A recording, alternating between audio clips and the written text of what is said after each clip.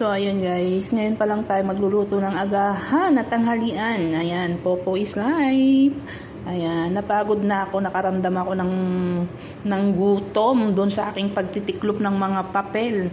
So, kakain tayo, itlog at saka dilis guys. Mas daling lutuin. Ayan guys, luto tayo guys. So, ayan guys, kain na tayo guys, tanghalian. Agahan at tanghalian guys. Kain. Miss ko na yung dating ako. Yung mas masaya, mas buo, at mas confident. Minsan naisip ko, kailan ba ako naging ganito?